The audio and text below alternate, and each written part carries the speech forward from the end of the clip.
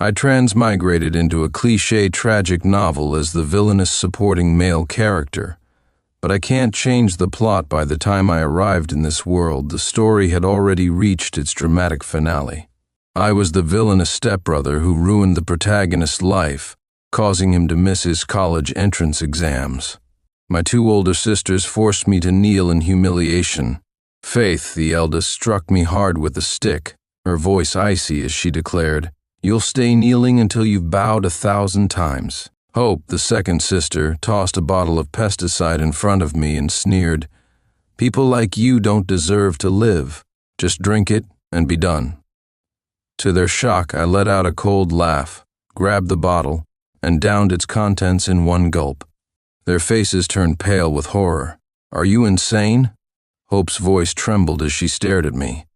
"Why would you drink it like it's a soda?" I was still kneeling, my exposed skin covered in bruises and cuts. Melody, the eldest sister, spoke again, her tone colder than ever. "Apologize to Eddie right now, otherwise go ahead and die." Ethan, the protagonist, immediately intervened with his usual pitiful demeanor.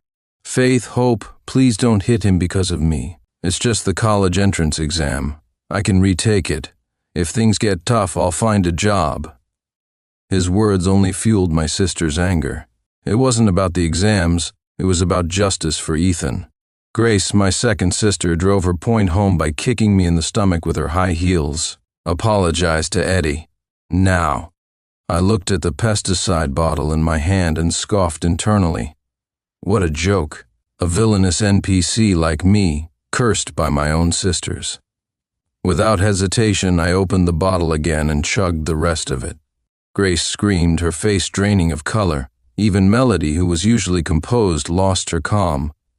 "Are you insane? You actually drank it?" My vision blurred, and I felt myself losing consciousness. What's the big deal? This character, Sage, was destined to die here anyway, a minor villain in a tragic novel. According to the original storyline, he was supposed to take his life with a knife. I figured switching to pesticide wouldn't disrupt the plot too much. I was wrong. I didn't die. The pesticide had been diluted with water by a shady vendor trying to cut costs. The vendor even showed up later, clutching a basket of fruit and dramatically exclaiming, "Thank goodness I'm greedy and diluted the pesticide. Otherwise I'd be bankrupt from paying damages." Grace, standing nearby, looked like she'd been crying. Her red-rimmed eyes stared at me in disbelief. "It was just a joke. Why would you actually drink it sincere? When did you become so fragile?" The original Sage wasn't fragile at all. He was a cruel NPC, written to torment the protagonist. His end was inevitable, death. Ethan, the protagonist, had missed his exams because of Sage's scheming. Sage had spiked Ethan's food with a laxative to ruin his chances. But in a moment of guilt, Sage replaced the tampered food with something normal. Yet Ethan still conveniently got sick. Clearly he was faking it, manipulating everyone. Grace's voice snapped me out of my thoughts.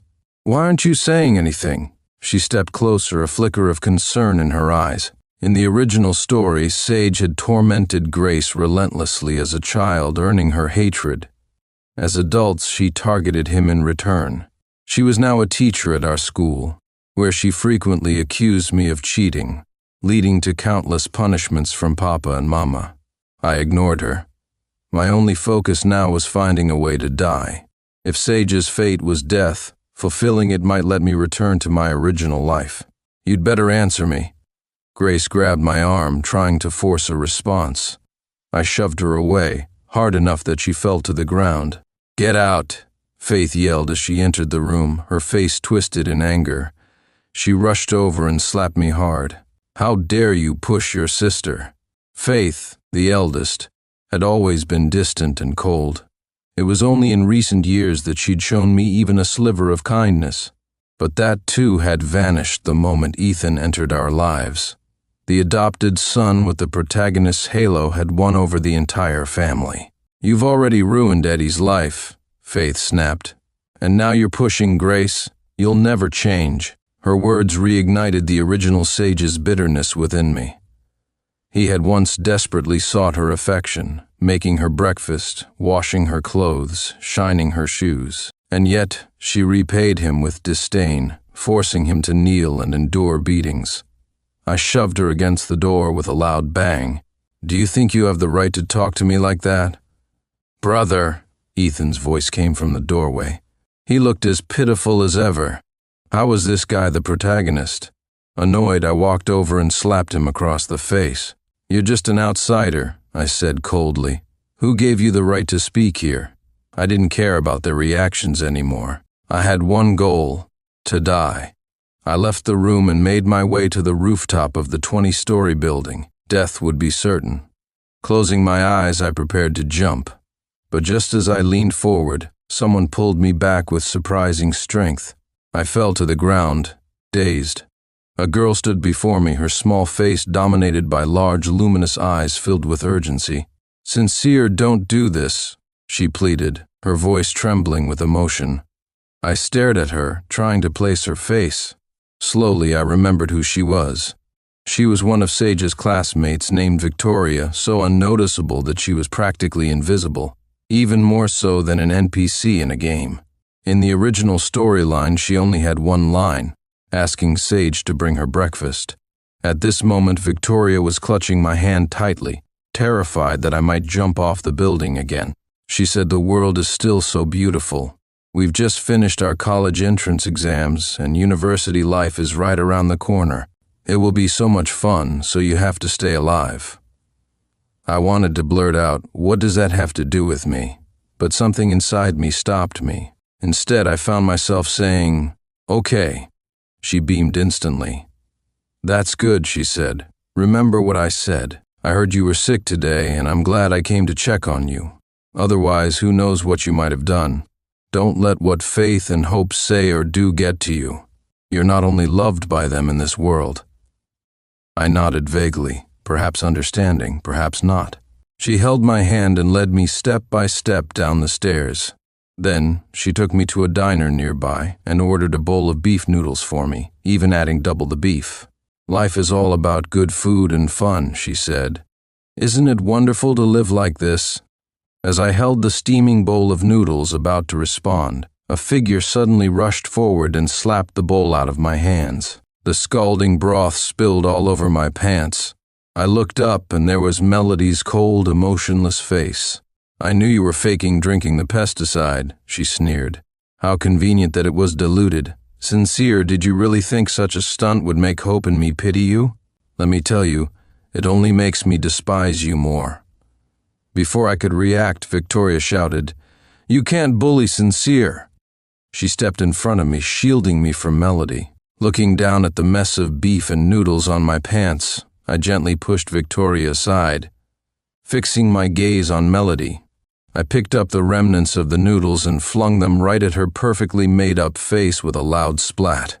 "Didn't your mother ever teach you not to interrupt someone while they're eating?" I snarled. Another chunk of beef followed, hitting her square in the face. She stumbled back a step, staring at me in disbelief. "And if you keep messing with me, Faith," I added with an icy smile, "next time I'll throw acid instead." Melody looked like she was about to explode with rage. I smirked, casually tossing another piece of beef into her mouth and remarked, "Huh, not even a mouthful of beef can shut you up, huh?" She shrieked in frustration, her cries echoing through the diner. When I read this melodramatic novel before, I'd hated this cold, self-righteous older sister. She always sided with Ethan, treating the original Sage unfairly. She even used Sage's hard-earned scholarship money to buy a guitar for Ethan. Later, as I walked Victoria home, she suddenly said, "When you get home, change out of those wet clothes, okay?" I nodded. Don't worry, I'm not that clueless. I'd already pieced together her connection to Sage. "You've changed, Sincere," she said suddenly, her eyes searching mine. "You never stood up to your older sister like that before." I smiled faintly. "People grow up. Sage should have died, but I'm living in his place now. Every second I'm alive, I won't let him be wronged again." After saying goodbye to Victoria, I returned home to find Grace sitting on the couch, as if waiting for me. I assumed she was ready to scold me, so I ignored her and headed straight to my room, plotting my next move. But to my surprise, she called out to me, "Brother, I want to talk to you." I froze, stunned. She called me brother? Recovering from my shock, I replied, "Go on." "The pesticide was my purchase," she said, "so there's no way the shopkeeper would have tampered with it. I know you really wanted to end things today. What I don't understand is, why?" Finally, a reasonable person in this tragic tale. But what did it matter? In the original story, she'd already pushed Sage to his death. I chuckled bitterly. How funny. Why? Don't you already know? She fell silent, and I didn't give her the chance to respond. "It's because of Ethan," I said coldly. "You all keep targeting Sage because of him. You take his things and you expect him not to snap? What a joke." She opened her mouth to say something, but I didn't care to listen. I walked away. After all, I was planning to die anyway. What was the point of hearing her apologies now? Suddenly an idea struck me, natural gas. It would be a perfect way to end everything, and I could take the whole family with me. At midnight, I crept downstairs and prepared to open the gas valve. But just as I was about to, Ethan suddenly walked out of his room, startling me. He smirked as he approached. "Trying to fake another suicide attempt to get Faith and hope to pity you again, huh, Sincere? I've been watching you all day, waiting for this moment." He flicked on the light and picked up a kitchen knife, waving it in front of me. "Guess what? When Faith and Hope see me with a knife wound, what do you think they'll do?" I laughed mockingly. This cliché? Seriously? I've read way too many of these trashy melodramas. They always made my blood boil. But now, I can finally fight back. I snatched the knife from his hand and slashed my own arm. "Come on," I taunted, blood dripping from my arm. "One cut each." "What do you say?" Ethan's eyes widened in shock as if he were staring at a lunatic. "Some people fear death," I said with a smirk, "but not me." As I spoke, I reached for the stove and turned on the burner. Then I poured water to extinguish the flames and said, "How about we both end it here today?" He screamed in terror, "Faith, Hope, help me. Sincere is trying to kill me." I sneered. Pathetic. Giving him a disdainful glance, I turned to close the window. Blood from the wound on my arm dripped everywhere, painting the kitchen with streaks of red. When Grace and Melody arrived, the sight that greeted them was a blood-soaked kitchen, me with a bleeding arm, and Ethan sitting on the floor, crying. Grace, quick on her feet, turned off the fire. She said, "Quick, Faith. Sincere is hurt. We need to get him to the hospital." Melody hesitated, not moving toward me, but instead pulling Ethan to his feet. She said, "He was about to turn on the gas and kill us all, and you still want to save him, Faith?" Grace was furious. "It's because of how we've treated Sincere all these years that he's like this. Think about it, Melody. How have we treated him all this time?" I was losing too much blood, my vision blurred. But I thought Grace was making a good point. I almost wanted to praise her for it. I didn't die. When I woke up again, I was in a hospital bed, the wound on my arm neatly bandaged. Grace sat beside me, looking at me with concern. "Sincere, don't do anything foolish again. If something's wrong, tell me." Melody, however, stormed in and slapped me hard across the face. "If Eddie hadn't called us, were you planning to murder us, Sincere? How could you be so cruel?" The slap left my ears ringing and my vision spinning. But in the next instant, I slapped her back just as hard. That's my style, settle scores on the spot. Otherwise, I don't deserve to call myself a man. Melody's face swelled from the slap, her expression dark with fury. "Grace, take a good look at the brother you're defending.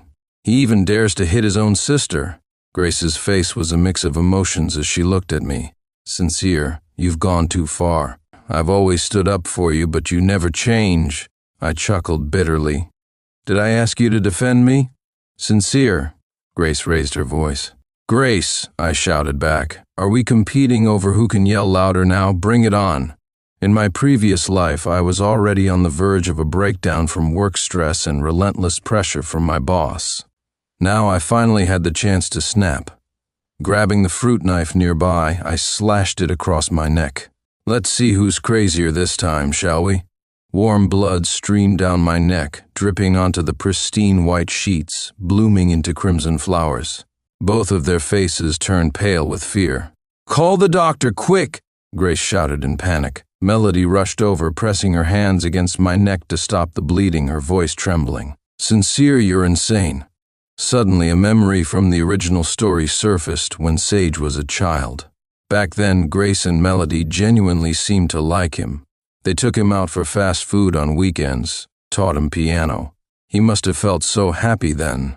But now, those same sisters were hurling harsh words at him. I used to think dying would be easy. Just find a quiet corner and be done with it. But now, I've tried to die again and again, only to survive each time. After being resuscitated, I lay on the hospital bed, and Papa and Diana came to see me. Diana immediately began scolding me. Do you think you're above it all? Do you know you've scared Eddie so much he's having a mental breakdown? Papa spat at me in disgust. How did I end up with a son like you? I regret ever bringing you into this world.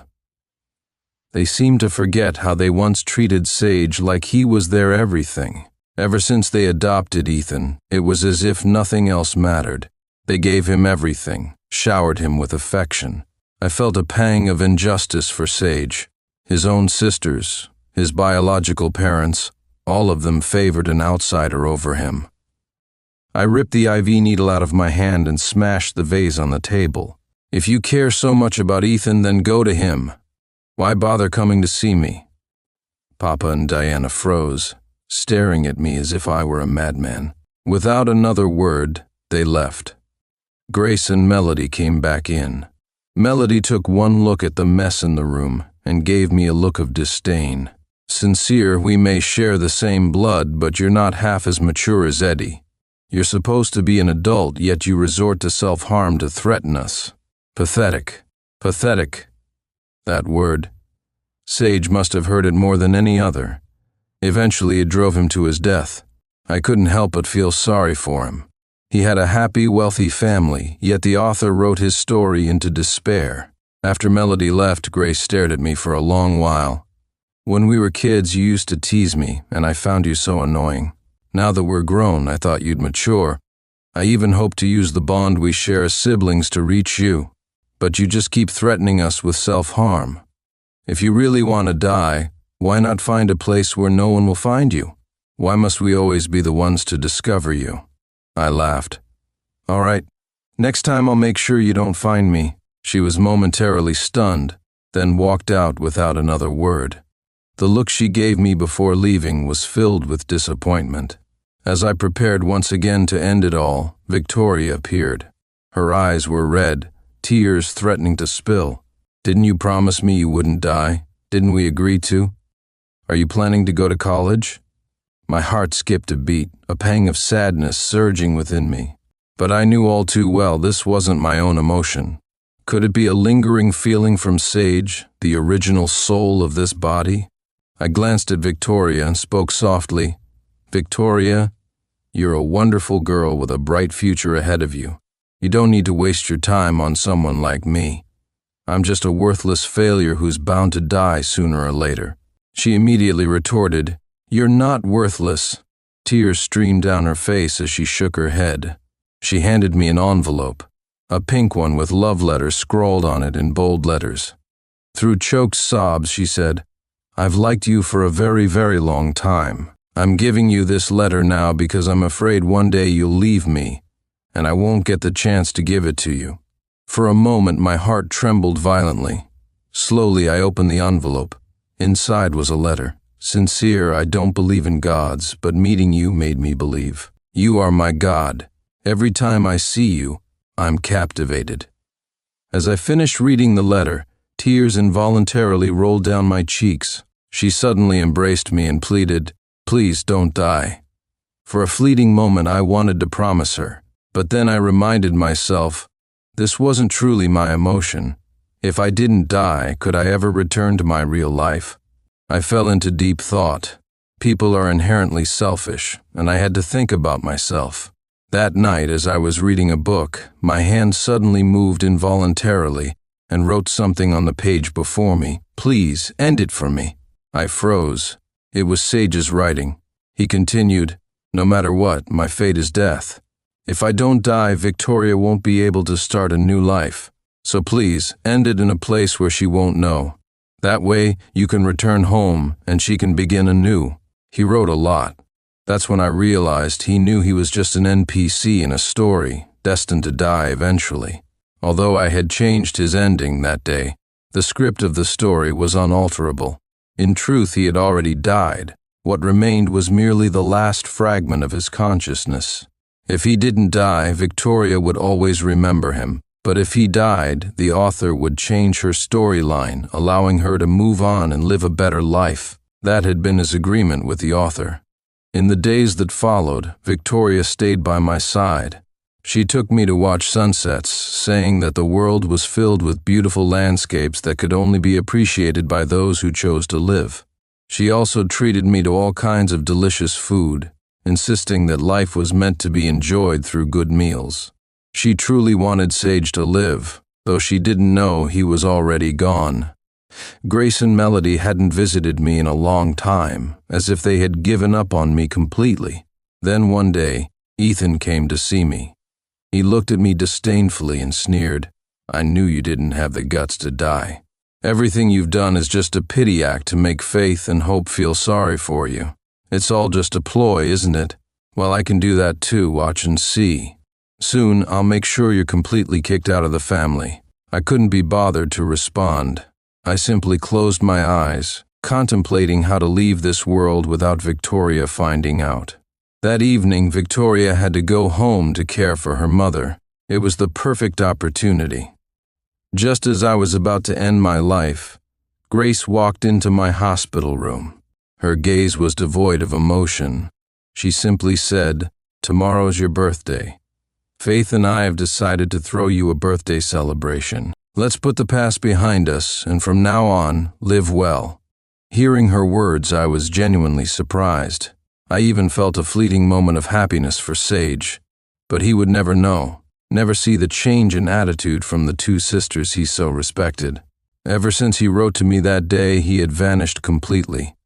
"All right," I agreed without hesitation. I planned to bid them all farewell tomorrow, ensuring they would remember Sincere's death vividly for the rest of their lives.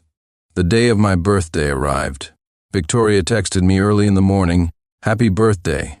I put on a white suit, ready to join the rooftop party my family had arranged. Ethan also wore a white suit. His, I recognized, an expensive brand far superior to mine. How laughable. They spoke of reconciliation, of moving forward, but deep down they still favored Ethan. No wonder Sage had been pushed to the brink. On the rooftop, everyone mingled with champagne glasses in hand, laughter filling the air. Papa and Diana immediately called Ethan over, introducing him to prominent figures to pave the way for his future. For Ethan, college admissions were irrelevant. Papa and Diana would ensure his life was comfortable, no matter what. And me, their biological son, I had nothing. "Sincere, come over here," Grace called out suddenly. I walked over and she pulled me aside to whisper, "Apologize to Faith and Papa today. They won't blame you anymore after this. You've done a lot of things recently that have hurt us." "All right," I replied. Surprised at my quick agreement, she seemed relieved. "I knew you still had a good heart. Hope will work on her temper too eventually." Ha! That's how she always was in the script, giving Sage a slap, followed by a piece of candy. Never truly changing. As the birthday party reached its peak, I stepped onto the stage to speak. My plan was to say a few words on Sage's behalf and then drink the poison. But before I could, Ethan suddenly rushed forward. Standing by the railing, his eyes red and brimming with grievance, he looked at everyone and said, "There's something I've been wanting to tell you all."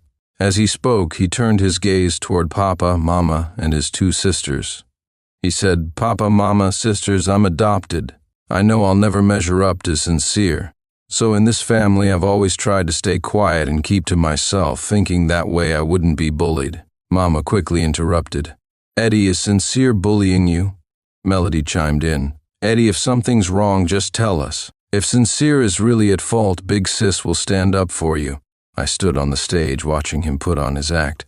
Grace remained silent throughout. Ethan wiped his tears and looked at everyone. He said, "Sincere has been hitting me in private and warned me not to tell anyone. I often wonder what I did wrong to deserve this. I just don't understand. So today, I've decided to end it all." As he said this, he moved to climb over the railing. Everyone gasped in shock. Mama rushed forward and fell to her knees, crying out, "Eddie, don't do anything foolish. Mama will help you. I'll punish Sincere for you, all right?" Ethan replied, "But Mama, Sincere is your biological son. I'm just an adopted child. I'm destined to be bullied by him in this family for the rest of my life."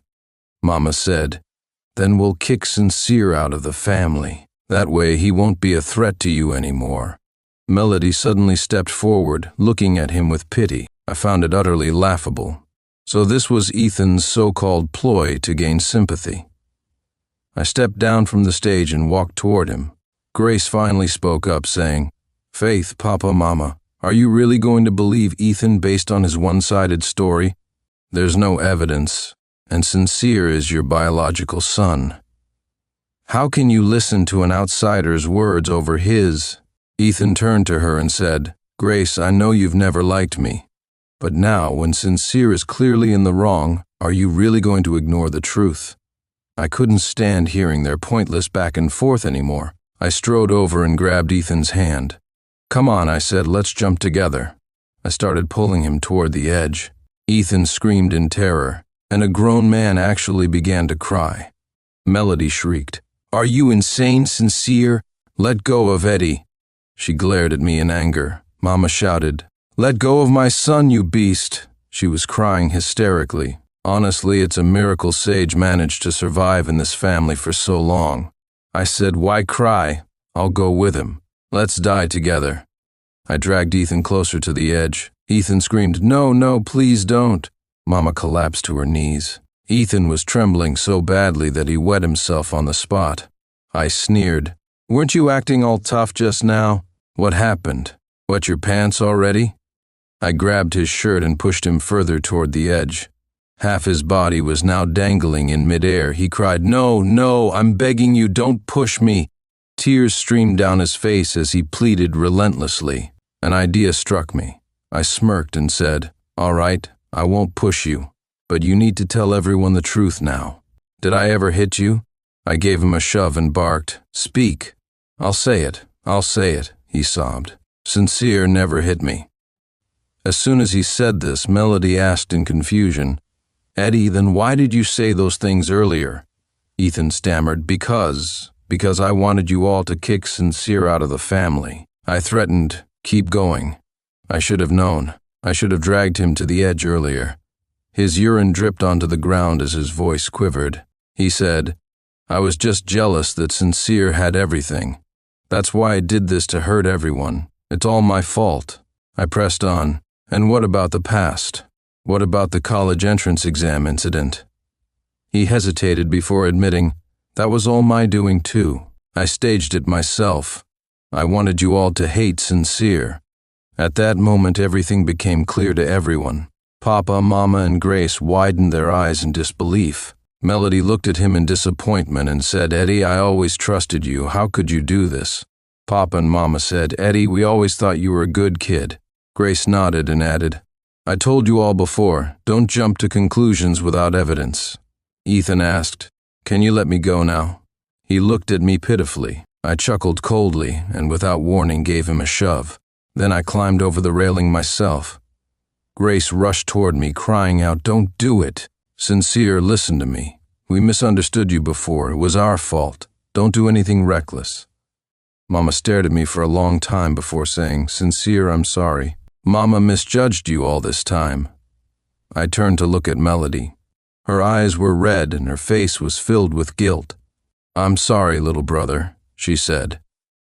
Everyone was apologizing, but the real Sage could no longer see this. What a pity. If apologies worked, I said, then no one in this world would ever feel desperate. With that, I closed my eyes and let myself fall backward. Just when I thought it was all over, Grace grabbed my hand. Melody rushed forward and grabbed me too, both of them crying their hearts out. Grace choked out, "I'm sorry, little brother. I won't be mean to you anymore. I've known I was wrong since the last pesticide incident. I felt so guilty ever since, but I'm glad you didn't die. Melody sobbed. Yes, Sincere. It's normal for families to have conflicts. Once everything is out in the open, we'll live a better life together. I struggled to break free, yelling, "Let go of me. I don't want sisters like you two hypocrites." In the end, I failed to end my life and was pulled back by my sisters. They locked me in a bedroom, taking away all sharp objects. Suddenly, I regretted being so impulsive and causing a scene at the birthday party. I should have chosen a more secluded place. Then I wouldn't be stuck here now. And Victoria. I don't know how she's doing. I don't want to see her before I leave this world. If I did, I might not even get the chance to go. I hope, as Sage said, that once I'm gone, she can start anew. I heard that Ethan has been kicked out, but Papa and Mama still secretly give him money because they care for him. A leopard really doesn't change its spots, but I don't care anymore. At least I've cleared Sage's name. Grace came to visit me. She brought me a watch, the same watch Sage used to love.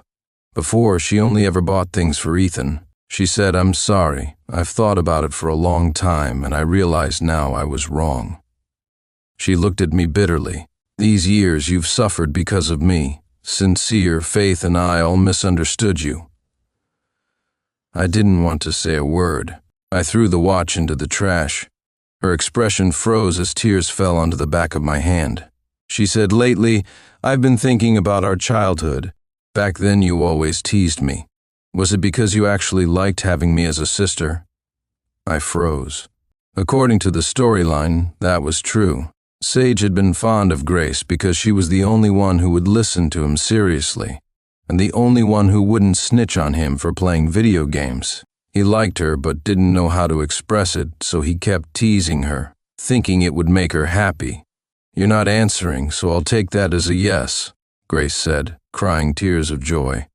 "I was immature back then, always picking fights with you. Now I understand everything. I'm sorry, and I hope you won't blame me anymore. But if you still can't stand me, that's fine too. I can stay out of your life." Papa and Mama came to see me too. Mama looked at me for a long time before awkwardly saying, "Take care of yourself." And in a barely audible voice she added, "Son." If only Sage could have heard that.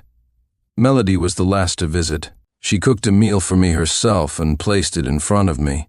"Faith was the worst to you," she admitted. "I don't expect your forgiveness, but I don't want you to die because of me. The world is still so beautiful and you're so young. You have so much more to experience. Please live on." I replied coldly, "Get out." Just looking at her annoyed me. I could never forget how on the first day I arrived she beat me so badly I was covered in bruises. She was even more vicious than Grace. At least Grace had some humanity. "I'm sorry," she sobbed, choking on her tears. "I truly regret what I did to you. I'm a terrible person for hurting my own brother, Sincere. I'll do my best to make it up to you, but some things can never be fixed, like Sage's death. He's gone forever and will never come back." I escaped. I knocked out the servants and ran. But as soon as I got out, I ran into Victoria. She rushed over and hugged me tightly, saying, "I've been waiting for you." She told me she had learned about my plan to end my life online and had been trying to find me ever since. Knowing I was being held captive, she had waited outside the whole time. "Sincere, you can't die," she said. "Now that everything is out in the open, let's go to college together in another city. Classes start in 3 days." "All right," I agreed. I wanted to tell her the harsh truth but held back. After all, I didn't belong to this world, so it wasn't my place to interfere. Victoria took me to her home, where her mother prepared a feast for me. She kept telling me, "We're only 18. We have our whole lives ahead of us. Once we're in college, we can go shopping on weekends, visit amusement parks, and do all kinds of fun and meaningful things." That's probably the kind of simple, peaceful life Sage had always wanted. But unfortunately, he was just a pitiful NPC. After dinner, I excused myself to the bathroom, leaving Sage's savings card on the sink. It was for Victoria. Then I climbed out the window and ran. I wanted to find a secluded place to end it all. But I didn't expect to be kidnapped by Ethan. He tied me up in a warehouse and rigged me with explosives. He even tied himself up and rigged himself with explosives too. Smiling eerily, he said, "Sincere, I'll make sure you understand that your family cares more about me than about you." He had completely lost it. I couldn't be bothered to respond. Either way, I was going to die. Being blown up didn't seem so bad. Grace and the others arrived quickly. When they saw Ethan and me, their eyes were filled with shock. Ethan whimpered pitifully, "Faith, Hope, save me." Melody rushed forward but stopped halfway. There was a sign that read, "You can only save one person. The other will die in the explosion." Grace panicked and shouted, "Faith, we have to save Sincere." But Melody hesitated. Silence filled the room. Victoria furrowed her brows, seemingly caught in the dilemma of deciding who to save. "Ha!" I scoffed. "I thought you were genuinely remorseful." I said, "Don't bother saving me. I'm ready to die anyway." "Sincere will save you," Grace exclaimed, rushing toward me. Ethan began to cry, his voice trembling. "Hope, Faith. I always knew I was just an outsider." Melody, with a soft voice, said, "Eddie, don't cry. You're right. Sincere is our brother. We can only save him." With that, Melody also stepped toward me. Suddenly, Ethan broke free from the ropes restraining him. In a flash, he lunged forward and plunged a knife into my chest. "If you all care about him so much, then I'll make sure he dies," he shouted. Grace let out a piercing scream, clutching me tightly. "Sincere, don't scare me." Melody's face turned ghostly pale. She kicked Ethan aside and said with urgency, "Brother, I'll take you to the hospital. Stay awake. Please hold on." But her voice began to fade, and the world around me dimmed. I couldn't hear anything else because I was already gone. I found myself in a pitch-black space. A voice spoke to me. "Host, you fulfilled Sage's wish. You're free to return home now." I asked, "And Sage?" The voice replied, "He and Victoria will meet in another parallel world. They'll love each other and be happy together. May your future be filled with good fortune." "Thank you," I murmured. Just as I finished speaking, a bright light flashed before my eyes, and I was back in the real world. Outside the window, the bustling city streets came into view. Inside the office, my colleagues were frantically making phone calls. I realized that my grind of a life had resumed once more. Epilogue 1. After Sincere's death, Grace shaved her head and became a nun. She could never forgive herself, believing it was her fault that Sincere died. If she hadn't suggested to their parents to adopt Ethan, Ethan wouldn't have lived with the family, and Sincere might still be alive. She spent the rest of her life in repentance. Ethan was sentenced to death and imprisoned. Melody fell into depression, plagued by guilt. She often wondered if things would have turned out differently if she hadn't been partial to Ethan. What if she had seen Ethan's true nature earlier? But there are no what-ifs in this world. She spent her days staring blankly out of her window, wishing she could turn back time. If she could, she imagined the three siblings living harmoniously together. Epilogue 2. Victoria went to college in a southern city, brimming with joy. She wasn't sure why she felt so happy. She only remembered that she had made some kind of promise, which led her here. With a backpack slung over her shoulder, she walked into her dorm room and pulled out a card. Holding it up, she said to her roommates, "I'm rich. Let's eat out my treat." She had no idea where the card came from. Her mom had found it in a restroom. The card was in her name with the pin conveniently written on it. Who wouldn't take free money, she thought. The card held a staggering $1 million, and she planned to use it for countless things. That evening, as they dined out, she encountered a bald woman. Victoria stared at her for a long time, unable to recognize who she was, though something about her felt oddly familiar. "Victoria," the woman rasped, "I'm Sincere's sister, Hope. I saw the love letter in his room. You liked him, didn't you?" Victoria froze, stunned. The name Sincere sounded so familiar, yet she couldn't recall who he was. Hope took Victoria to a nearby cafe. After reading the letter, Hope had learned about Victoria's existence. She was surprised to discover her brother had loved someone. In her memories, Sincere was a rebellious boy who often bullied Ethan. But now she realized there was so much about him she never knew. Sitting across from Hope, Victoria listened to her talk about Sincere and saw his photos. He seemed like an incredible young man, kind, talented, and apparently attending the same college as her. He felt so familiar, so deeply familiar. Suddenly, memories flooded her mind.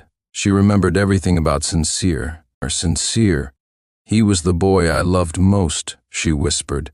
Victoria looked at Hope and said, "Every single one of you is responsible for his death." Hope was taken aback, tears streaming down her face. "I'm sorry," she choked. "I know I failed him, and I'll spend the rest of my life repenting. I only wanted to hear about his past from you. Please, tell me about him." But Victoria shook her head. "I won't tell you. You don't deserve to know. Those who've done wrong don't deserve forgiveness." With that, Victoria stood up and left. As she walked away, her vision suddenly went dark.